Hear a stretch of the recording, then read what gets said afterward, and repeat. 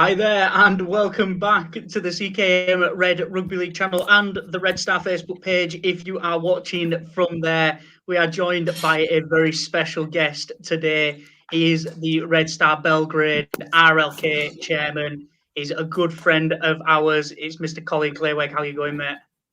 I was looking over my shoulder for someone special, but they weren't there, so I guess that's me, Matty. Thank you, mate. How are you?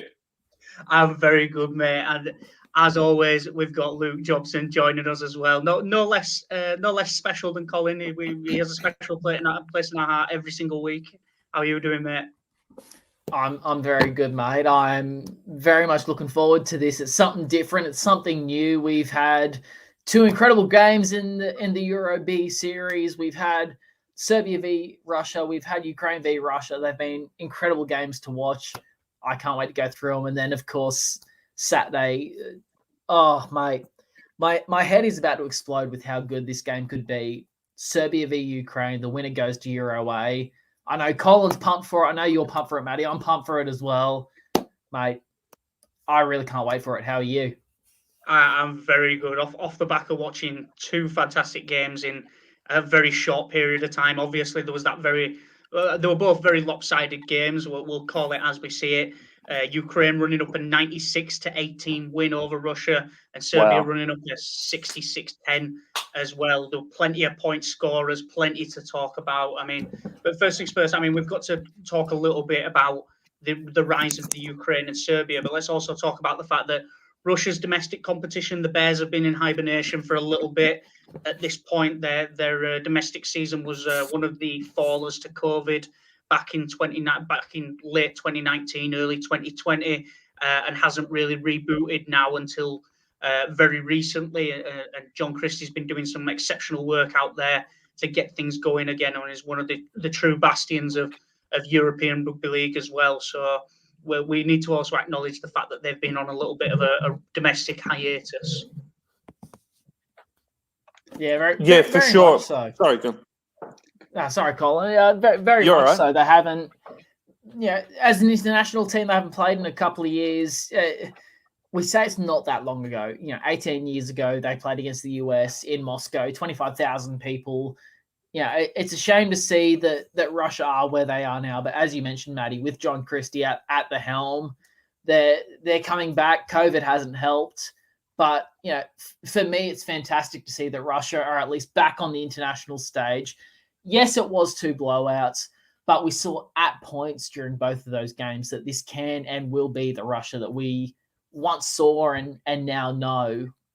And I have no doubt that even in 6 months, 12 months time, this will be a much better Russian side, than we will have seen now. Yeah.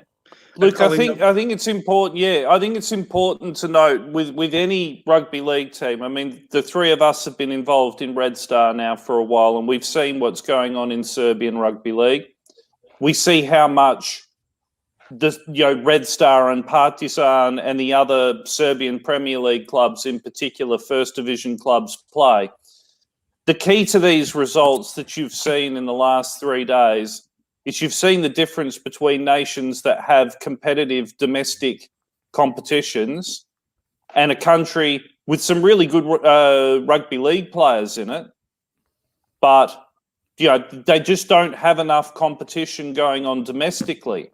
Now, I'd like to share the same level of enthusiasm as you, Luke, but I'd caveat by saying the only way that they can rise up to the level that Ukraine and Serbia are developing now between themselves is to play a similar amount of domestic club rugby league. Without domestic club rugby league, mate, you can't put together teams that are going to be useful utilising domestic players. The players have got to have the legs in them. They've got to be training in the sport constantly, like what we've seen with Red Star, and they've got to play a minimum of 10 to 15 matches a year to be able to compete and to rise. You boys all know, you've been involved with me for a while. Red Star are playing upwards of 15 to 20 matches a year. That's a sensational number of matches. Yeah, same as Partizan. So, if I apologise if I just mentioned Red Star, we're talking now from personal experience. The Ukrainian domestic teams play a similar amount of rugby league. They play at least 12 domestic matches a year each as clubs. That's the advantage that you see. A lot of people in rugby league, because they don't see these results, they don't get involved in the domestic competitions. Ukraine are very, very quiet about what they do. They just get on with what they do. But it's really important to note that if you look at Ukraine's matches, if you ever see any videos of their matches, they actually get very, very good. They get better crowds than Serbia. They've got a lovely little base for their sport to grow, Matty. Yeah, absolutely. And this is the thing. The Ukrainians have been quietly chipping away. They signed, I can speak from experience, and actually having met the Ukrainian team when they were back at my local junior club, we've got a bit of a tenuous link between ourselves and Ukraine here. The jerseys that they were wearing yesterday had the old RLATG logo from when we used to be rugby league around the grounds. That came from actually going down and meeting Arta and the president of the Ukrainian Rugby League and the head coach, and having those discussions during that run up to the Rugby League World Cup qualifiers, and them sending 8 to 10 Ukrainian players to play in the UK for the Milford Marlins, and have them really ply their trade and come on leaps and bounds for it as well, and then go home, take that experience with them, and go back to their respective teams. They had deals with Super League clubs to use similar branding. You had, like, I'm pretty sure it was the Lviv Tigers, and I think the name escapes me, but one of the top teams out there is known as Legion right now, and every single year they're just thereabouts, and the quality in the domestic player pool is just getting better. And you go back to those Rugby League World Cup qualifiers where they played the likes of Malta, and they played domestic players. There wasn't a single expat player, not a single heritage player in their entire team. Same for Serbia. Serbia used very limited amounts of heritage players, and that comes from having a strong domestic pool to pick from. And I know that some of the results during that campaign were less than favourable for both sides. It was still encouraging to see a domestic player pool used to try and get into a Rugby League World Cup. Kharkiv Legion is the team you were thinking of. We've thought about going to play them on a couple of occasions because they're such a strong club, and it would be a great match to see, Red Star or Partizan play Kharkiv. Definitely. I mean, we've talked a lot about the domestic competition and the player pool and things like that, but it all comes from the development in Europe and having the right backing and the right people behind it.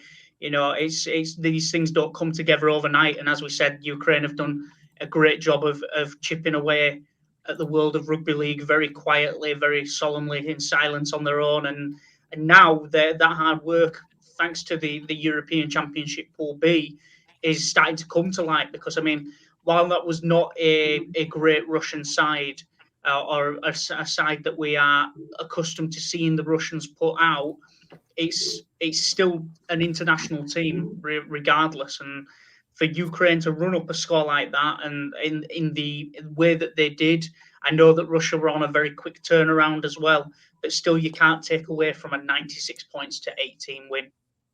That's actually a good point. I mean, Luke, what do you think about such a quick turnaround, and what sort of, firstly, the effect that had on Russia? So we're talking a 3-day turnaround for a sport like rugby league, and then further to that, mate, the next one is what sort of effect that's going to have on Ukraine backing up 3 days after against Serbia on Saturday. Look, there's all three of us know a lot of that Serbian side was Red Star Rugby League and Partizan, who are taking NRL sides and Super League sides into account, some of the most physical sides that I've ever watched. You combine those two together alongside some of the boys from Radnički, Nis and Dorčul, that is an insanely physical side coming up against a Russian side who, as both of you have said, have not played an international game in over 2 years. Playing a who's lot of rushing- rugby sevens as well. Correct. That's a good point. Playing a lot of sevens. Exactly. And rugby sevens is a completely different game to rugby league. They then come up against the Ukraine side who are completely fresh, who haven't had to worry about battered and bruised boys, who've come up with a game plan, who've been able to scout this Russian side. They know exactly where to attack. And if you go back and look at the highlights on the European Rugby League Facebook page, you see a lot of their tries have come from the flanks, where for Serbia, the likes of Djordjevic, of Nikola Djuric, you see Dragan Jankovic, they scout the wide side of the Russians and they exploit that. So Ukraine had that advantage. Now, moving into Saturday, where the winner goes into Euro A, both sides know how each other plays. Serbia very much like to attack the edges. They had Nikola Juric, who was initially named in the centres, coming to the second row. You had Djordjevic come into that centre and score a hat-trick. You had, and it's Bibic, who I thought was one of, if not the best forward for Serbia, alongside Stefan Nedeljkovic, who not only is and was named at prop and is a very strong ball runner, but is an amazing playmaker, and we see that for Red Star Belgrade. You had Vladislav and Vojislav Dedic, who combined as if they were Damien Cook and Cody Walker or Adam Reynolds. Taking a page out of Colin's book there for South Sydney. They combined amazingly against Russia. But then you've got these Ukrainian guys who will have seen how Serbia defend on the edges. They know that their sliding defense isn't necessarily great. It's fine, and it was great against Russia, but they know they're going to attack the edges. They know the sliding defense of Serbia is not the best. But Ukraine also have to recognize that they're the ones now coming off that short break. And Colin, I'm sure you'll be able to say this as well. Coming off that short break against the Serbian side who aren't afraid to attack, with the likes of the Dedic brothers, with the likes of Jankovic. You've got the likes of Nedeljkovic, who can dummy and go, or he can pass out the back. That's going to be incredibly tough for Ukraine to try and maintain to a lack of attack. It's going to be a great leveler when you think about it. If you just put the two statistics up against each other, what was the 66-10 on Sunday, 96-18? 98-16. 98-16, sorry, a bit dyslexic there with the numbers. You put those numbers up against each other, head to head, and then you take into account the things that we're saying. Really good points by you, Luke. The backup, what that does now to Ukraine, what that did to Russia yesterday, what that does now to Ukraine going forward. 3 days, let's be honest here, gentlemen, 3-day backups for rugby league. Oh, it's a hard call, isn't it, Matty? It is. And, we touched on some of the Serbian lot there and some of the skill that they bring to the table. And it will be a case of how bodies are holding up. Serbia got the favourable draw with playing first on the Sunday, and I've had almost an entire week to readjust, make game plans, assess injuries. We don't know what the Ukrainian camp's looking like in terms of bodies and potentially some sore bodies in there. You look to some of the key players. There was a fullback, Karankovsky, who had a great game chiming in around the back. But the player I really had my eye on was the very tall, very strong number 3 Trojan in the centre role. And I think coming up against how the numbers line up, he's probably either going to come up against Atsa Djordjevic or Rajko Trifunovic. Atsa is a physical player, very strong, very compact player, explosive at the line, can run, can tackle, he can do it all, got experience as a ball player as well. So we've seen it in Red Star games. He's got them quick hands. Rajko, the entertainer, always there, stepping at the line, looking to bust, looking to fend, might even break out the goanna again this week. I know that Eddie Pettiborn's been chatting with him. Rajko loves to break out a goanna every now and then, so we might be looking to see that. But this Ukrainian side is not short at all of talent. The big forwards in Korchak and Koval, who are your starting props, Yerkin, who was in the 23, injected into the game in the last 20 minutes and just ran rough shot up the middle. He was absolutely unassailable. And yes, that was a Russian side who at this point are starting to feel it in the legs when you've defended for 70 minutes and someone throws on a man who's 142 kilos and built like a garden shed with legs. It's very, very difficult to get under that chassis, put a player on his back and slow the game down. But it's going to be exciting to see how this one unfolds. And, you know, we've talked about some of the Red Star players. You've got some talent from other teams as well in there. Most notably is probably Vladimir Milutinovic, who was used as a second rower. He can be used as a centre. He plays traditionally in the centre for Partizan. He was slotted into that second row. We've seen him run at 6 as well. So there's ball playing ability in this forward pack. Stefan Nedeljkovic is the biggest halfback you will ever see. He's a great runner of the ball. He carries with passion, and he's got a great offload game as well, and a short passing game at the line, which we've seen in and out, week in, week out. So this Ukrainian side will have been scouting those players, but it's how this one's got me really excited. I think a lot of people came into Euro Pool B looking at Serbia as probably your easy outright favourite on the flat track, and Ukraine have said, not today, boys. Yeah, very, very much so. And I feel like we've missed out on Alexander Pavlovich as well. There, one of the, I believe he's a Partizan boy. Feel free to correct me if I'm wrong, but time and time again, last Saturday against Russia, we saw Pavlovich come in as the fullback with Dragan Jankovic on the left hand side. Pavlovich would come right side and play that right hand short ball. We saw him provide to Djordjevic. We saw him provide to Rajko Trivunovic. He combined with Vojislav Dedic as if they were teammates. It was superb to watch. Ukraine have to recognize, and Colin, I'll let you jump in after this.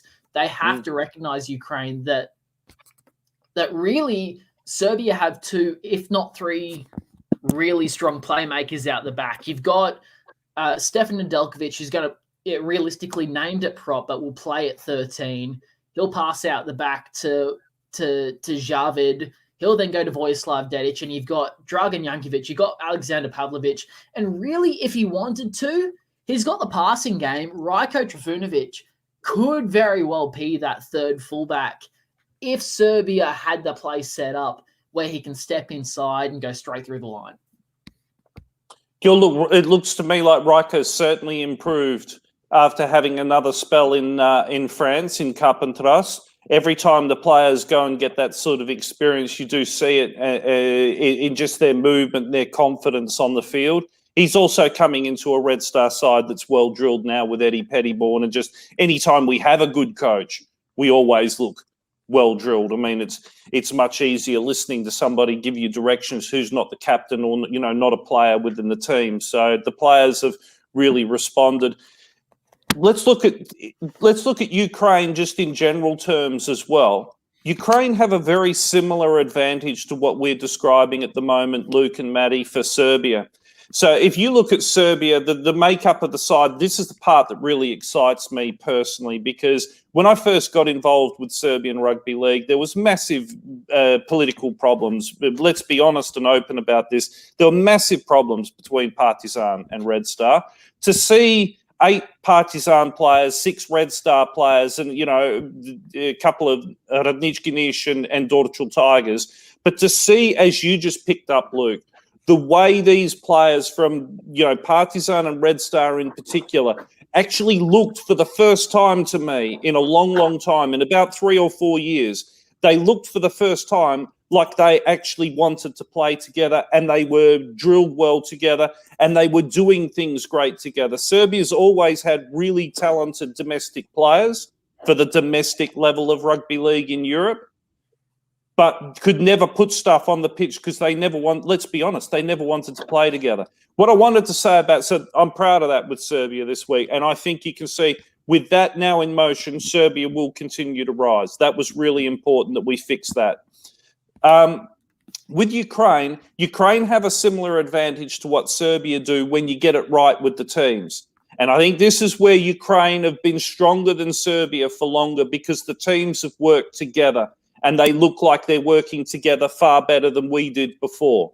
And this is the thing that we have to be careful about on the weekend. The Ukraine, as Matty mentioned, Kharkiv Legion, the Rhinos from Kiev, Lviv Tigers, all of these teams have been playing together, and they're prepped to prep into this Ukrainian national team. And you can see by the way they played, as Matty was saying before on yesterday, you can see how they work together. There doesn't appear to be any fracture there. There doesn't appear to be any politics between, you're from this club and I don't want to play with you, or et cetera, et cetera. That's the biggest thing that Serbia has to work at and continue to work at over the next year or so to go up to European Championship A and to be a better national team. And I think part of that as well comes down to the fact that Darren Fisher has come in. It was his first game as coach for Serbia. And, having watched Serbia for a couple of years, that's the best that Serbia have played. That straight up is the best that they have played. Darren Fisher has come in. He's got those players down packed. He said straight away, and I've got no doubt he's come in and said this, you can have as many differences as you want as club level. But the second you pull on this Serbian jersey, you are representing your country. This is who you want to play for. And if you don't want to play for your country, despite your club differences, you can jump. And everyone has come in. They've played as one. They've played together. And as you said, Colin, and Matty, I'm sure you'll agree with this as well. The second they jumped on that field, there was no Partizan v Nice or Nice v Red Star v Dortmund. It was Serbia as one, and it was incredible to watch against Russia. Yeah, definitely. And this is the thing, is one of the things that we've massively overlooked here is the element of youth. You look to the predominant average age of the Partizan contingent, and it's players in their teens, in their 20s. Enis Bibic, I'm sure he's about 18, 19. Georgia Cuneta, who's been one of the most reliable forwards, only 18 years of age. A lot of this forward pack played throughout the entire domestic break for Serbia in the under-20s. That's terrifying. Correct. And as you said, they're 18, 19 years of age too.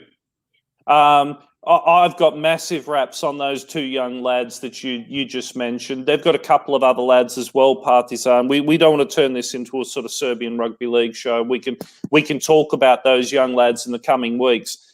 But it's amazing to see 18 and 19-year-olds playing that well. I remember when Marko Jankovic made his debut for Serbia a couple of years ago at 19 years of age. Red Star and Partizan are really delivering with juniors. We do it in a different way. Partizan have got a very, very special batch of 19-year-olds at the moment, and they've done very well. Over the last 3 years, they've won that particular trophy. We're looking forward to our 16s being able to play, because that's a special group within our club, and that's what happens with juniors. Sometimes you just have to wait for that special group to come through. So, yeah. I mean, we'll go to one of the ones to watch, and for the Ukraine, it is an obvious choice. The 40-point man himself, Alexander Skorbach. That is a terrifying prospect. So to put things into perspective here, there was one give-me kick that he missed. He managed to slot under the bar from right in front. We'll forgive him on his blemishes on that one. But still, that would have only run him up to 42 points.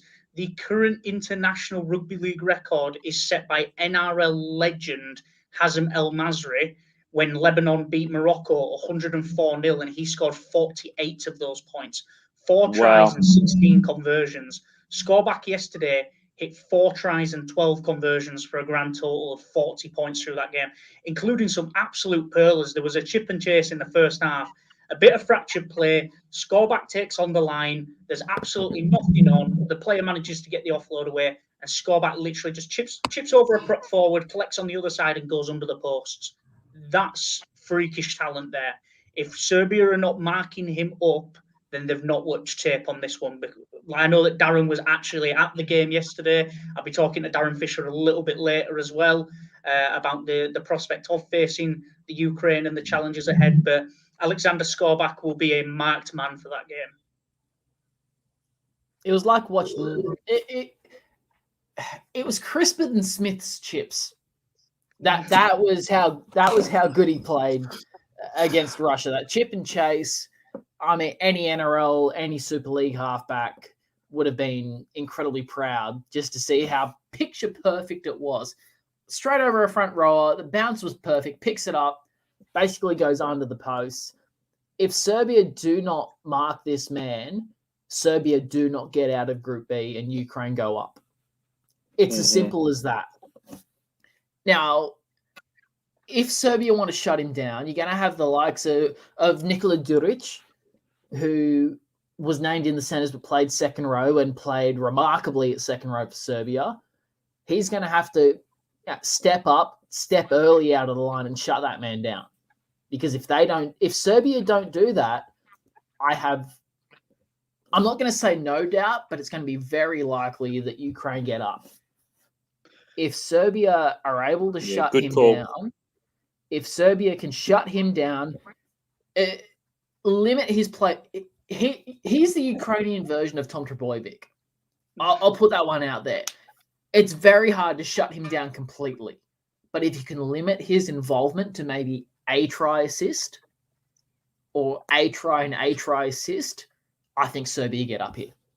I would disagree with the point of getting out of the line early and closing him down. Scorback thrived on broken field. I think the best thing that Serbia can do is defend as a line. Me and you, when we've been doing our analysis on Serbian games, we've highlighted good individual players thrive on jumpers. People that shoot the line when everybody else is running, the first 6 meters for that quick line speed. If somebody goes 8 and leaves that gap, he will take advantage of that. He's got enough pace to go through that. He's got enough of a step and enough skill to be able to thread the needle or go himself. If Serbia do not defend as a unit and defend as a line, they need to hit and stick. I've spoken with a few of the Serbian boys through the week as well. In that Russia game, there were some big hits. They looked spectacular, but you've got to make them tackles stick. It's all well and good shooting the line, hitting a player, and it looking great for the camera. But it makes you look foolish when you hit a player and then you stood looking at each other and then he just slings a one-arm offload. You may as well. That's a really good point. It's a really good point, Matty. I was talking about this with somebody earlier today.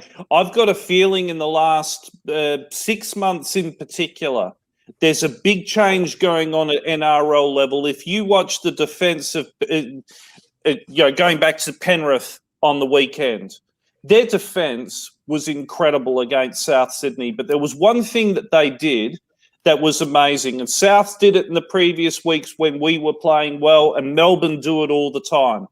The amount of times that Penrith would get a number of bodies into the tackle, they're hard tackles, don't get me wrong. Every tackle in rugby league is going to be reasonably hard. But they weren't shooting out of the line the majority of the time, boys, to smash people.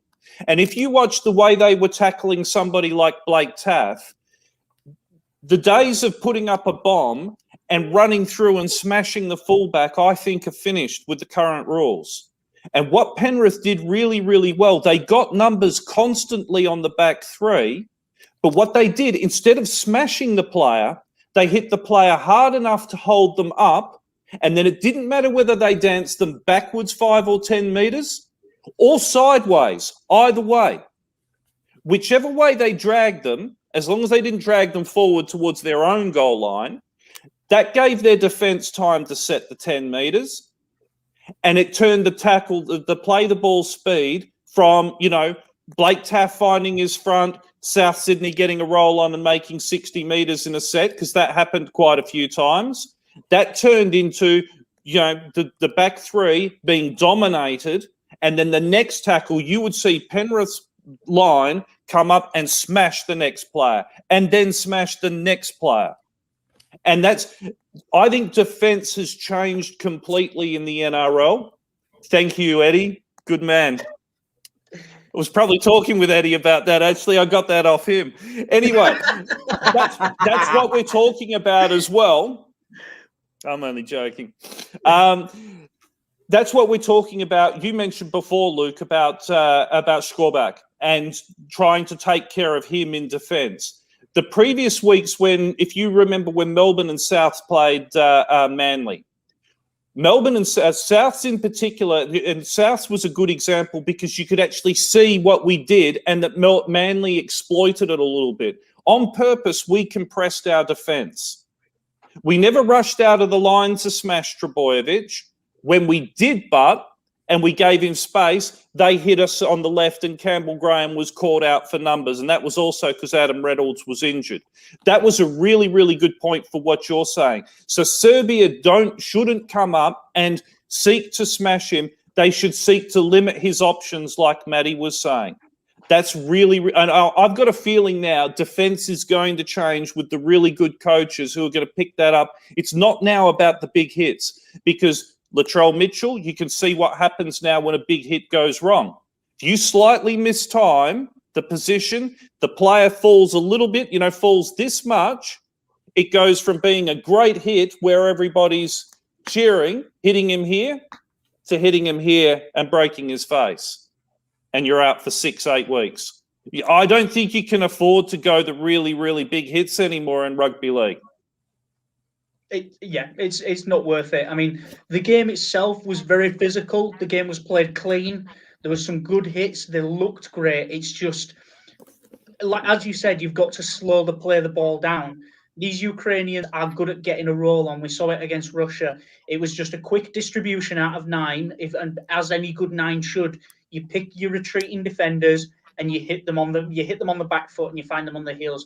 And you saw that with Scorback. You saw that with his halves partner as well. You saw that with the likes of Trojan chiming in around the edges and really becoming a problem there for the Serbian side, for the Russian side. Sorry, and you've got to really slow this game down. If you let the Ukraine come at the speed that they want to, they won't burn out. This isn't going to be a case of they're going to burn out. They are used to, there's 5 teams in their top division. They are used to playing that 10, 15 domestic games a season. They are used to that fast-paced, high-intensity, good quality gameplay. Same in Serbia. It's got to be a consistent pace. You cannot light a fire under your backside for the first 10 minutes and then sit on your heels. It can't go down like that. And if either team comes with that approach, they're probably going to burn in the last 10 minutes of each half. We saw it between Red Star and Partizan in years past, where the game would be played at a very high intensity from the word go, and then the team with the lower fitness and the smaller amount in the gas tank in those last 10 minutes would start to fizzle out of the game, and that's when you start to see lopsided results that are not really fair to the nature of the game and how the game actually played out. Yeah. What do you think, Luke? Yeah. Look, if Serbia can defend as they defended against Russia, I've got Serbia on top. I've got no doubt about it. These two teams are some of the best attacking sides that we've seen outside of. I'll say we say the big 4, but I'll say the big 6 of Australia, New Zealand, Samoa, England, Fiji, and in terms of sporadic and just out and out attack, I'll say Jamaica. The Jamaican attack is just so unpredictable that it's good. Add France into that too, mate, because if you think of the Elite 1 and the Elite 2 setup where they play just as much, if not a little bit more rugby league than we do, you're talking 18 to 20 teams there. Ukraine have got 5 or 6 at a good level. Serbia's got 3 or 4 at 2 at a really good level, and a couple adding to it and building. That's a big difference too. France have got a lot. France do have a lot of overseas players within their Elite 1 and 2 setup, so that drops the number of domestics for them. But their domestic players would be constantly learning, like our boys are now. So they're a strong level too, mate. And no better person to ask than Red Star's current coach, Eddie Pettybourne, coming across from the Elite 1. You've got James Maloney, who's going to be playing in Elite 1 next year. He wouldn't be going over to play in Elite 1 if there wasn't a reasonable sort of competition. So, completely correct. But Ukraine and Serbia, outside of, we'll say those 7, adding France in there, are probably the best attacking sides in world rugby. They're the best. If we're calling Samoa, Tonga, Fiji, France tier 2, maybe Serbia, Ukraine are top of tier 3 in terms of attack. Whoever defends the best, whoever can win the wrestle, get their markers set, get their defensive line sets, are going to win this game. Yeah. If Ukraine can play like how they did against Russia on Wednesday, they get the roll on in attack. They get Serbia with 1 marker or no marker. They get the quick play out of dummy half. They have 3 or 4 meters that their hooker can run and expose before passing off. Ukraine win probably in a 30-22 game. If Serbia win the wrestle, they have the Dedic boys who can run through and support each other. You've got Jankovic out the back. You've got the likes of Milutinovic, of Djordjevic out wide. You've got Stefan Nedeljkovic, who can play as a prop and run hard, but also distribute. If Serbia get that roll on, I've got them winning probably about a 24-14, 24-16 sort of game. But I think it'll be close. Either way, I can't wait for Saturday. I'm going. I'm Eastern Seaboard for Australia. It's going to be an 11 o'clock midnight sort of game. I can't wait to watch it, mate. It's going to be a superb game. Either way. Yeah. And I mean, you mentioned one of our ones to watch, our pick for Serbia, Vlada Dedic. He got man of the match in Serbia's game against Russia. His distribution out of 9, his eyes up play, and even his physicality in defence. I spoke to Vlada early in the week for Red Star and that page, and that video's up now, and he was talking about how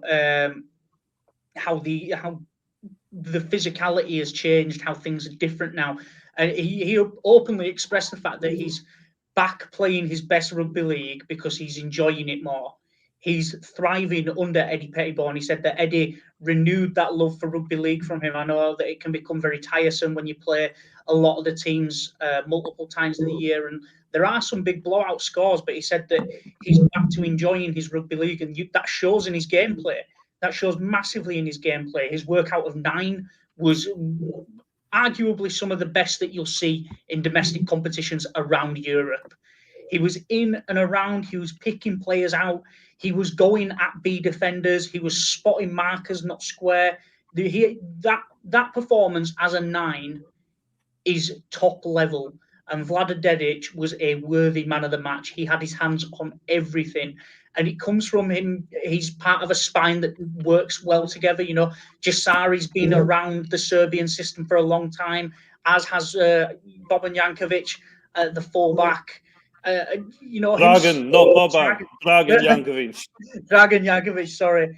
Slotting in at fullback and chiming in and around the back. But he's been part of that system. He's part of a spine that understands each other and works well. And it comes from him communicating as well. If you were to isolate the gameplay feed, you would hear Vlada Dedic calling runners left, right, and centre, pulling players with him. People were communicating with him because they saw that he was creating the opportunities. Players were saying, look, I want to contribute too. Get me an opportunity. And Vlada's just saying, come with me. I'll take you with me to the line. When he ran in pairs for his, I think it was his second try, it was just a straightforward, take it to the line, dummy it to a big body in Stefan Nedeljkovic. And let's be honest, you run with a man like Siler, he's going to attract attention. And then it was just a hit and spin into contact, and that upper body strength was more than enough to getting the ball down because he's substantially fitter than he has been for years. He's substantially stronger and more physical. He's a champion bloke off the field too. He's a genuinely lovely guy. But Vlada, in a 9 shirt now, is arguably one of your best on ground in Europe outside of Super League, easily. Can I just say yes to all of that? Yes, you absolutely can. And, I mean, we've got Alex Perry. I was about to put that up, Matty. Like you and I think of the same thing. That into the Super League Grand Final, please, inject that into my veins.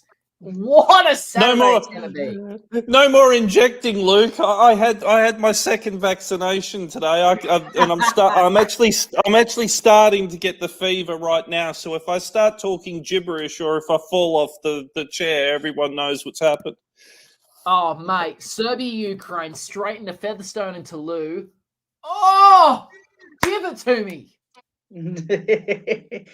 It's honestly, it's a feast of rugby league. I'm more excited for Serbia versus Ukraine. Obviously, I've invested interest in that one, but I mean, the prospect of European Rugby League this weekend is ridiculous. You have the implications of a French team going into Super League to make a French derby for next season, a French team winning Super League, massive. Ukraine versus Serbia, the winners go into European A. They're all massive when you think about it, Matty. I mean, in terms of the Catalans winning the Super League, of course, is massive. But if you think of the next two levels down, so to speak, in this weekend's smorgasbord of rugby league, plus, of course, boys, we've got the Queensland Cup Grand Final, which I think would be an amazing game after watching Norths and was it Wynnum smashed both teams won really, really well. So that grand final is going to be good. But back to the European angle, you've got Toulouse in £1 million game, and what that means. You know, I don't really like the £1 million game moniker, but I understand why they're calling it that, why they're marketing it.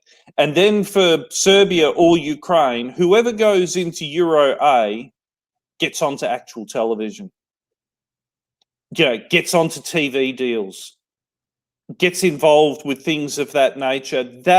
And to tell your governments what this would do for Ukraine or for Serbia, whoever is, the lucky one to win this weekend, well, lucky as in just getting to this point. It won't be luck on Saturday, but whoever is the lucky country that picks up that spot, there are so many opportunities for the management of that country to grow the sport beyond where it is today. Because when you go to your government, your Ministry of Sports, and you tell them you're playing Euro B or Euro C or Euro D in a sport like rugby league, they're sort of like, okay, yeah, that's good. Let us know when you go higher. There is no higher than Euro A. If you're telling them you're playing England in Kiev or Belgrade, that's a big thing. That's a very, very big thing. And that's what our sport needs in Europe. It must have that. And that's why it's lacked that for a long, long time. And I hope that that's rectified. Yeah, we do have a question here for you, Mr. Chairman. Jakub Hakovic would like to know, can he have a train and trial contract? I believe as a Serbian passport holder, based on that name.